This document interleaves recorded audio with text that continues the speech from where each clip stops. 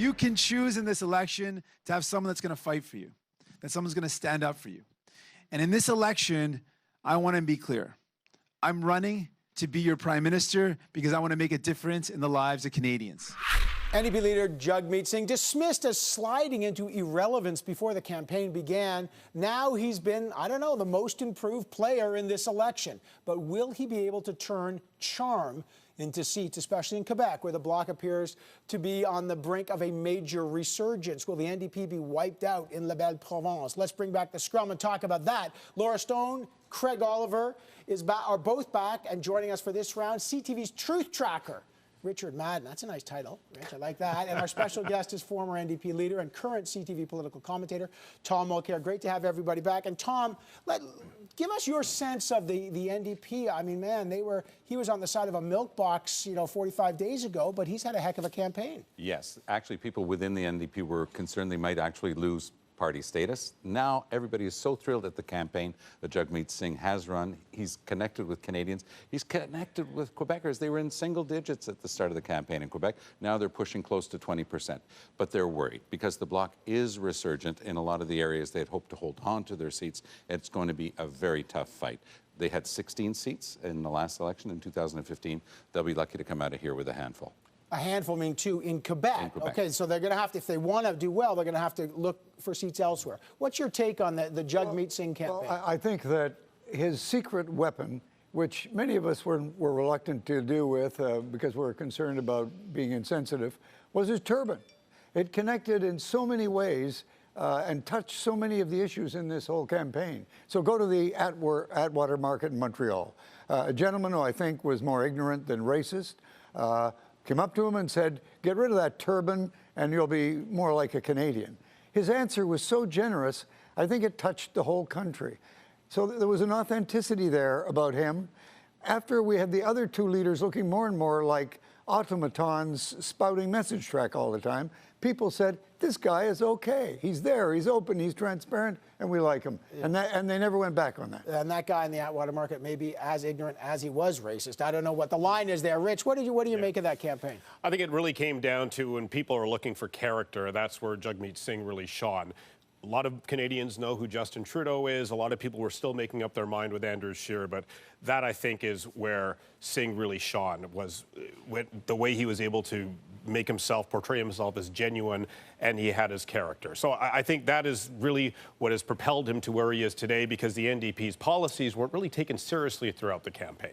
Yeah, talk about that, Laura, because he was promoting a lot of real policies that we'd heard before from the NDP, universal pharmacare, but, his platform was roundly criticized for being kind of fantasy land, not adding up, and yet he's had a pretty good campaign. Well, I think that's because expectations were so low for Jagmeet Singh, and he has won the authenticity campaign throughout this election. I think a lot of disaffected progressives who maybe were thinking, I'll vote for the Green Party this time, I'm sick of Justin Trudeau, I'm disappointed in what the Liberal government has done over the past 4 years, are now looking to the NDP, and I think that's why we're seeing the rise in the polls for this party as we head into the final days. But I mean, is this the most Canadian victory, Tom? I mean, we're talking about a guy, he had a great campaign, but he's going to have a struggle getting back to 39 seats where they are right now. He's going to lose, as you say, a lot of Quebec. At one point, there's 59 NDP seats there. They could go down to a tiny rump.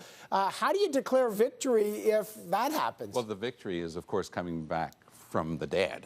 The party was so low in the polls at the beginning. Again, they were actually concerned about losing party status, and that only required 12 seats.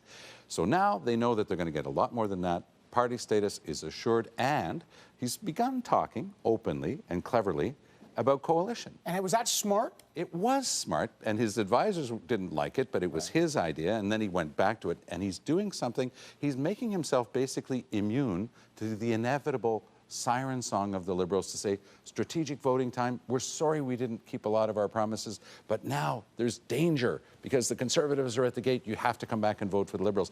And Mr. Singh is saying, I'm more than willing to take my MPs and work with the Liberals. I will never work with Scheer. And that was another great move because he was able to attack Elizabeth May because she said she would work with Scheer under certain conditions. I think also we shouldn't forget that he was talking policy that appealed to an awful lot of people.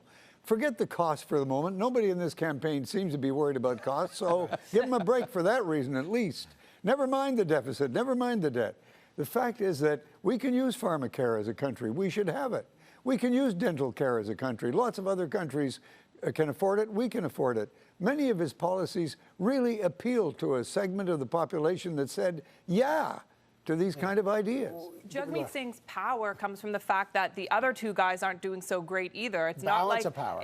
Great, right. It's not like the Liberals are surging in the polls, and so a vote for the NDP is a wasted vote. This could actually matter in a minority government situation. The question is, Jagmeet Singh is big on TikTok. Is he going to be big at the polls? Can they actually get people to show up and vote? And it's going to be difficult for that party because they don't have as much money and resources as the two lead parties. But I will just stand on this, though, Evan, is that one thing that Singh, he managed to be in a perfect spot when the whole issue of brownface or blackface against Justin Trudeau resurfaced. Canadians had a frank discussion briefly about race, and the way Singh handled that really gave him a lot of accolades. It was very classy. Yeah. He didn't go all emotional. He just said, look, you have to understand what this means to a young person of color, how they're receiving this, and he explained things. And I think a lot of Canadians really appreciated his tone as he dealt with it. Let's talk about what he might be, Craig. If there is a minority situation, I don't want to get too far into speculation, but that's where the polls are now. Sure. This has animated his relevance because a balance of power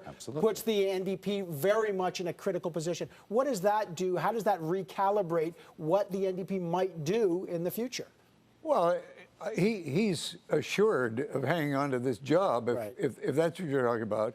And in terms of policy, remember that Jack Layton got billions out of Paul Martin, which, especially for subsidized housing, I think that he can achieve a lot if we're at the point where he does hold the balance of power, although some of us might worry about whether it's on the block. Who knows? That's possible. But, look, you go back to minority governments, Lester B. Pearson, Tommy Douglas, or David Lewis. The NDP in a balance of power, Tom, makes a difference. It's interesting because it was with Pierre Trudeau on his second try. He went minority. David Lewis made a deal with him that gave us things like Petro-Canada, investing in ourselves.